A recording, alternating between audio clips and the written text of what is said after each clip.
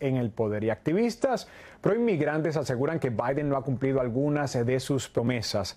Las organizaciones le reprochan a la Casa Blanca y al Congreso, controlado ambos por los demócratas, que no actúen para establecer un camino a la ciudadanía para unos 11 millones de inmigrantes indocumentados. Beneficiarios del TPS también le piden que cumpla su promesa de campaña de extender ese estatus migratorio. Así que para analizar cómo han sido estos 6 meses de mandato, se encuentra con nosotros el analista político y periodista Robert Valencia. Gracias, Robert, por tu tiempo. Robert, empecemos con inmigración. Como mencionamos, activistas proinmigrantes dicen que Biden no ha cumplido algunas de sus promesas. ¿Tú qué crees?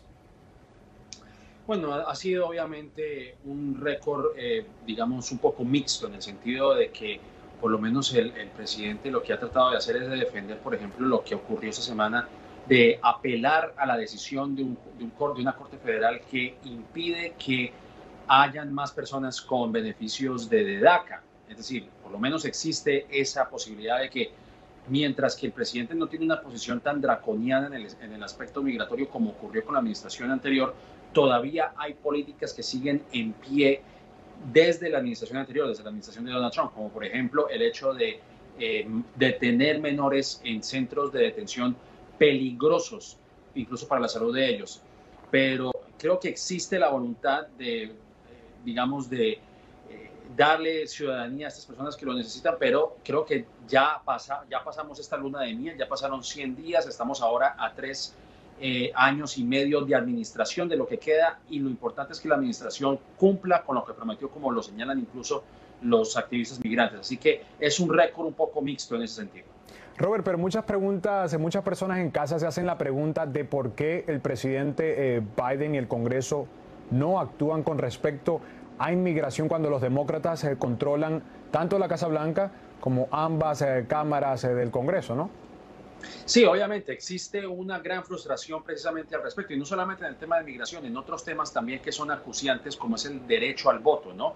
O el hecho de pasar un plan bipartidista de infraestructura, porque hay un grupo pequeño de senadores demócratas que no quieren alterar la figura del filibusterismo republicano, que es el que amenaza con torpedear, con impedir el avance de este tipo de leyes. Y yo creo que esa es la frustración, y es aquí donde los senadores demócratas, precisamente en cabeza de Joe Manchin, por ejemplo, de West Virginia, de Virginia Occidental, pues como se diría coloquialmente, se tiene que poner las pilas realmente, porque no solamente estamos hablando de esta administración, el impacto que puede tener esa administración, sino que la falta de acción de algunos senadores demócratas podrá tener un impacto no solamente en los próximos 3 años que quedan de administración, sino estamos hablando de una generación que puede verse afectada, no solamente sus derechos civiles, sino hablar de la democracia como tal, o como la conocemos en la actualidad. Así que yo creo que la administración entiende que están corriendo contra el reloj. Robert, brevemente, la pandemia golpeó duro a la economía. ¿Cómo va esa recuperación económica? ¿Los bolsillos de las personas en casa están mejor luego de 6 meses con Biden? Si lo podemos hacer de manera breve. Pues la economía es un tema paradójico realmente, porque mientras la economía ha mejorado sustancialmente, todavía quedan millones de trabajos por recuperarse en época de prepandemia.